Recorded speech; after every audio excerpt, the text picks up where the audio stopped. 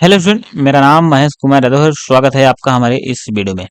आज की वीडियो में हम लोग देखेंगे कॉन्ग्रुएंस मॉड्यूलर एम। ये क्या होता है?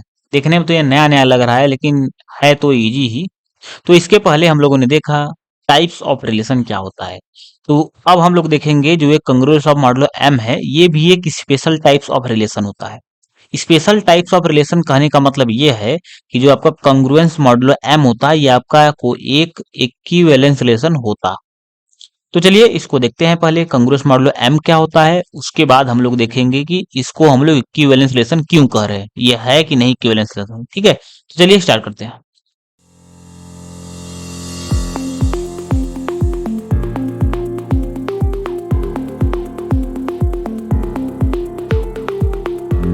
तो देखिए कंग्रुएंस मॉडुलो एम ये क्या होता है। Let small M be an arbitrary but fix integer, then two integers a and b are said to be congruence modulo m if m divides a minus b and write by this।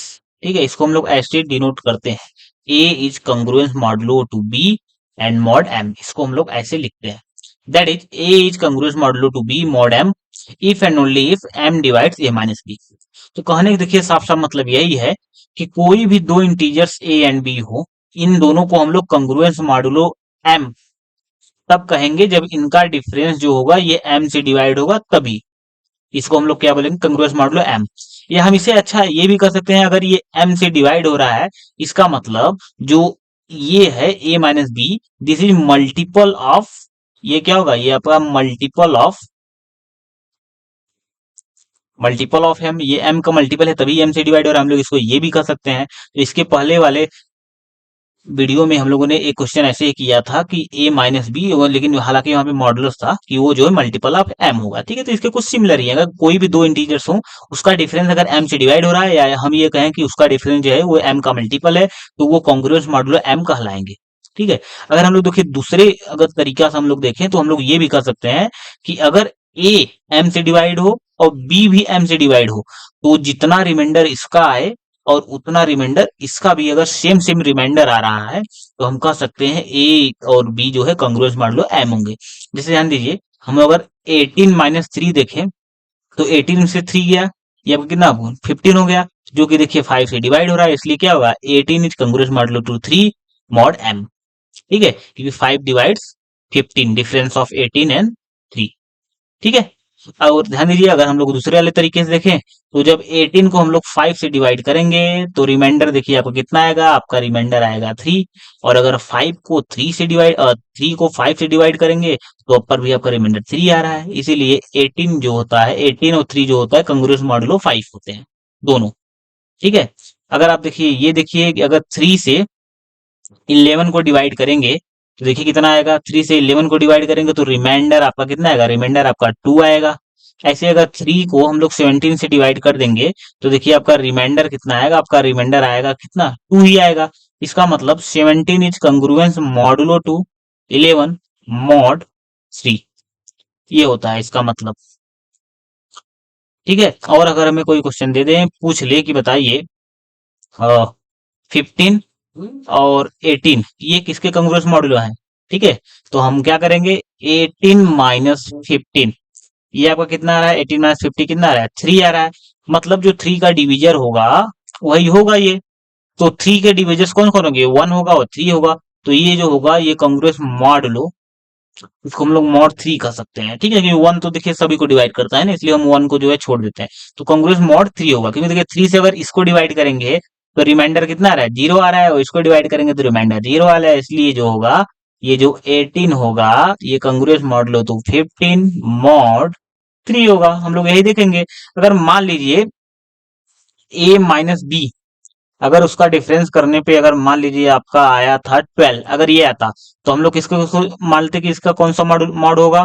तो देखेंगे कि वो जो modulo होगा वो 2 हो सकता है, 3 हो सकता है, 4 हो सकता है, और क्या हो सकता है, और 6 हो सकता है, और 12 तो होगा ही। ठीक है, तो इतना मतलब हो सकता है, ये इसके भी मॉडुलो हो सकता था, इसके भी, इसके भी, इसके और इसके भी।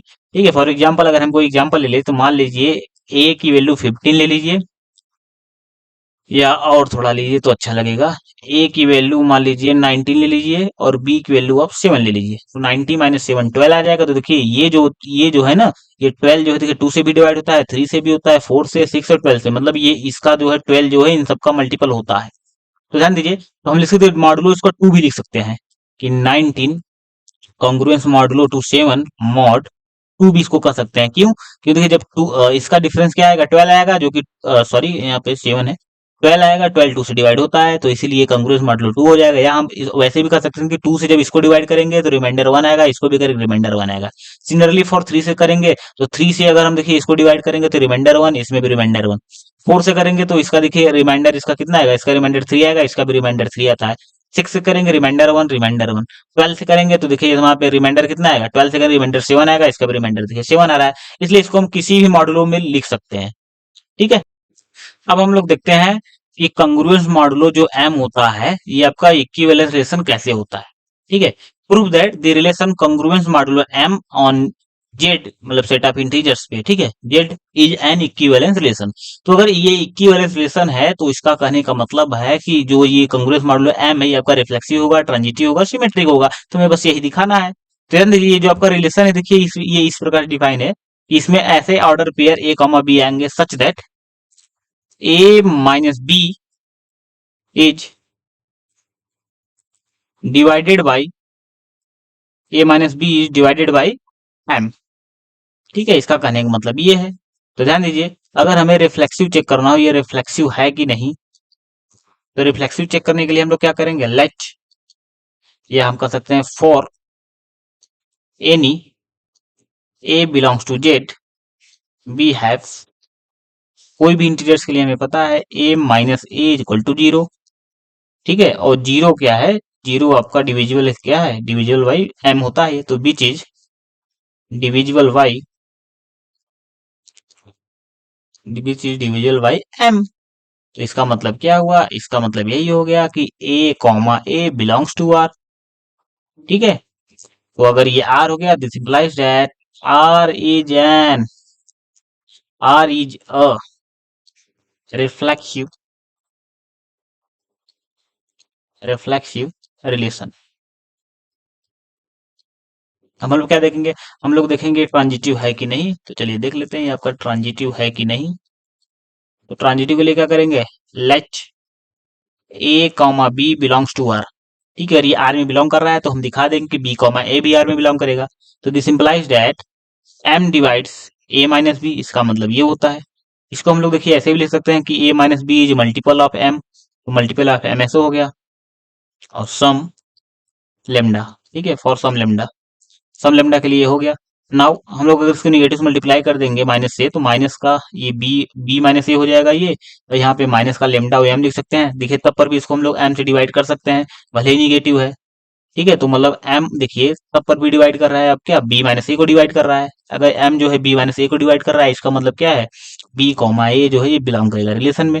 ध्यान दीजिए, ए कॉमा बी बिलोंग किया रिलेशन में, बी कॉमा ए बिलोंग किया रिलेशन में, इसका मतलब क्या है, इसका मतलब आर इज सिमेट्रिक। ठीक है, देखिए हमने इसको सिमेट्रिक निकाला हुआ है, आप ट्रांजिटिव लिख दिया है गलती से। ठीक है, तो ये आपका मैंने क्या चेक किया, मैंने आपको सिमेट्रिक चेक किया है। ठीक है, तो सिमेट्रिक क्या करते हैं हम, ए कॉमा बी आर में बिलोंग करा देते हैं, और तो उसके बाद दिखाते हैं कि जो है बी कॉमा ए भी आर में बिलोंग करेगा। तो देखिए अब ट्रांजिटिव है कि नहीं है।